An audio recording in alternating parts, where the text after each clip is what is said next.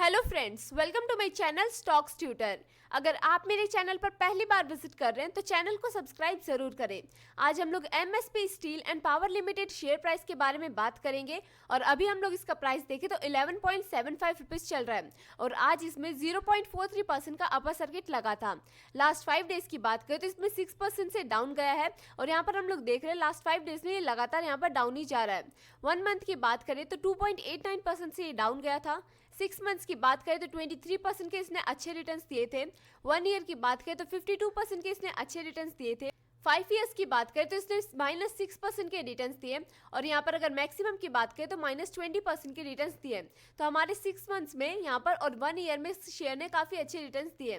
अब हम लोग यहाँ पर आज के शेयर के ओपन और क्लोज की बात कर लेते हैं। तो आज ये शेयर ओपन हुआ था 11.95 रुपीज़ पे। आज इस शेयर का हाईएस्ट प्राइस गया था 12.05 रुपीज़ और इसका लोएस्ट प्राइस गया था 11.45 रुपीज़। अब कंपनी की मार्केट कैप देखें तो 450 करोड़ की कंपनी की मार्केट कैप है और जैसे जैसे शेयर का प्राइस इंक्रीज होता रहेगा वैसे वैसे हमारी शेयर की कंपनी की मार्केट कैप भी इंक्रीज होती रहेगी। अब स्टॉक का पीई रेशियो देखें तो 24.97 है और हम जानते हैं किसी भी स्टॉक का पीई रेशियो अगर 20 से 45 के बीच में होता है तो वो हमारे लिए अच्छा माना जाता है और यहाँ पर जो हमारा स्टॉक का पीई रेशियो वो 24.97 है। मतलब यहाँ पर हमारा स्टॉक का पीई रेशियो 20 से 45 के बीच में आ रहा है तो ये भी हमारे लिए एक पॉजिटिव पॉइंट बन रहा है।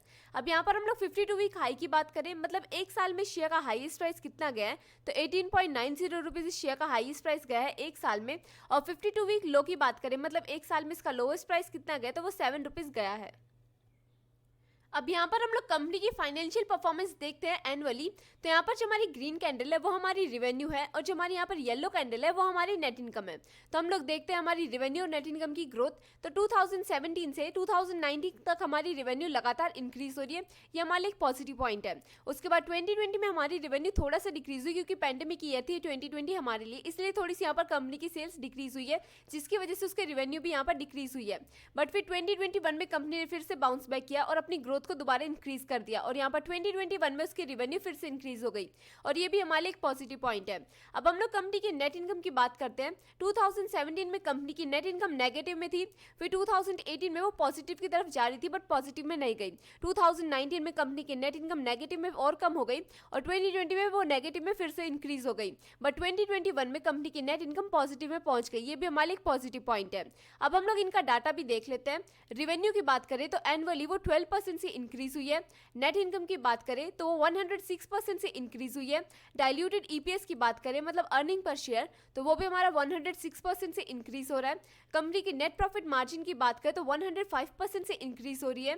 ऑपरेटिंग इनकम की बात करें तो 385% से इंक्रीज हो रही है और नेट चेंज इन कैश की बात करें तो यहाँ पर वो 91% से इंक्रीज हो रहा है। तो हमने देखा कंपनी के सारे फाइनेंशियल परफॉर्मेंस हमारे पॉजिटिव है और ये कंपनी की ग्रोथ में बहुत ही ज़्यादा हेल्प करने वाली है। और हमने देखा कंपनी की फाइनेंशियल परफॉर्मेंस काफ़ी एनुअली जो है वो काफ़ी पॉजिटिव आई है। कंपनी का जो रेवेन्यू है वो भी हमारा पॉजिटिव है और लगातार इंक्रीज हो रहा है और कंपनी की नेट इनकम भी हमारी पॉजिटिव और वो भी यहाँ पर नेगेटिव से पॉजिटिव की तरफ जा रही है। तो हमने देखा कंपनी का रेवेन्यू, नेट इनकम और बाकी के सारे फाइनेंशियल पॉइंट्स हमारे पॉजिटिव और ये कंपनी की ग्रोथ में उसकी हेल्प करेंगे। अब यहाँ पर हम लोग कंपनी के टोटल रेवेन्यू देखते हैं। 2018 में देखें तो 1182 करोड़ रुपीस का था। 2019 में 1671 करोड़ रुपीस का हुआ। 2020 में 1535 करोड़ रुपीस का हुआ और 2021 में 1700 करोड़ रुपीस का हो गया। तो यहाँ पर हम लोग देख रहे हैं जो हमारी कंपनी का टोटल रेवेन्यू है वो हर साल इंक्रीज हो रहा है। 2019 में हमारी कंपनी का टोटल रेवेन्यू इंक्रीज हुआ, 2020 में थोड़ा सा डिक्रीज हो गया बट 2021 में ही फिर से इंक्रीज हो गया। 2020 में हमारी पेंडेमिक ईयर थी जिसकी वजह से हमारा जो सेल्स है कंपनी की डिक्रीज हुई थी और उसका टोटल रेवेन्यू भी यहाँ पर डिक्रीज हुआ था। बट 2021 में हमारी कंपनी का टोटल रेवेन्यू फिर से इंक्रीज होता हुआ दिख रहा है। तो ये हमारे लिए अगेन एक पॉजिटिव पॉइंट है। हमारी कंपनी का टोटल रेवेन्यू अगर ओवरऑल देखें तो यहाँ पर ये इंक्रीज हो रहा है। अब यहाँ पर हम लोग कंपनी की नेट इनकम की बात करते हैं। तो यहाँ पर हमारी जो कंपनी की नेट इनकम है वो 2018 में -55 करोड़ रुपीस की थी। 2019 में वो माइनस से पॉजिटिव की तरफ जा रही है और -20 करोड़ की हो गई। तो यहाँ पर कंपनी ने अच्छे ग्रोथ किया है जिसकी वजह से उसकी नेट इनकम टर्म नेगेटिव से पॉजिटिव की तरफ आती हुई दिख रही है, बट यहाँ पर अभी वो पॉजिटिव में पहुंची नहीं है। फिर 2020 की बात करें तो कंपनी फिर से लॉस में गई है और -75 करोड़ की नेट इनकम पे गई है। अब यहाँ पर 2021 में कंपनी पॉजिटिव में आ गई है और 2021 में कंपनी ने काफी अच्छा ग्रोथ किया है। -75 करोड़ से यहाँ पर वो कंपनी पॉजिटिव के 4 करोड़ में आ गई, तो ये हमारे काफी पॉजिटिव पॉइंट है। कंपनी ने 2021 में काफी अच्छा बाउंस बैक किया है। तो अगर हम लोग नेट इनकम की बात करें तो वो भी हमारी पॉजिटिव है। कंपनी की नेट इनकम पॉजिटिव में आ गई है और यहाँ पर वो इंक्रीज कर रही है, तो ये हमारे एक पॉजिटिव पॉइंट है। हमारी कंपनी का टोटल रेवेन्यू और नेट इनकम दोनों पॉजिटिव है।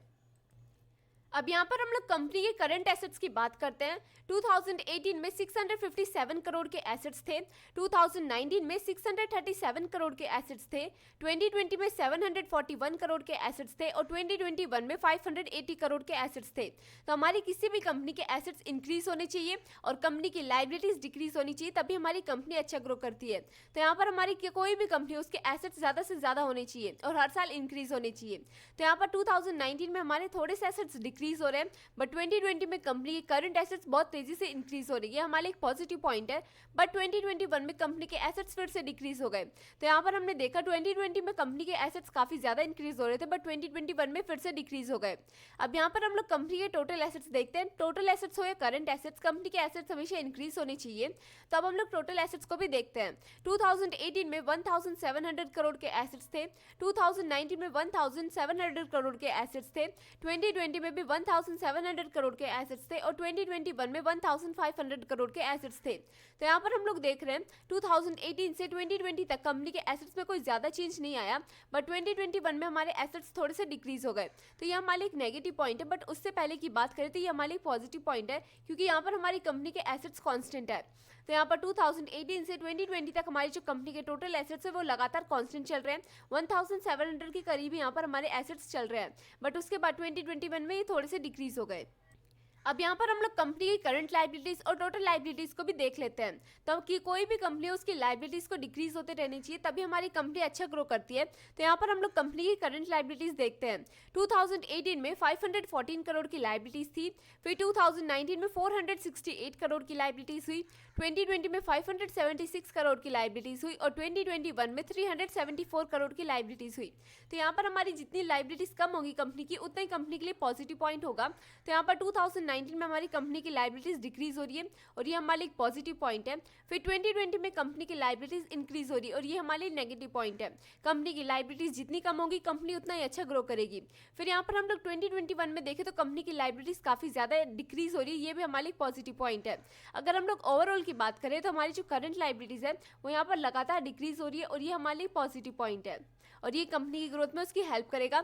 अब यहाँ पर हम लोग कंपनी की टोटल लाइबिलिटीज को भी देख लेते हैं। 2018 में 1100 करोड़ की लाइबिलिटीज थी, 2019 में 1033 करोड़ की लाइबिलिटीज थी, 2020 में 1100 करोड़ की लाइबिलिटीज थी और 2021 में हमारी लाइबिलिटीज फिर से डिक्रीज हो गई और 918 करोड़ की बची।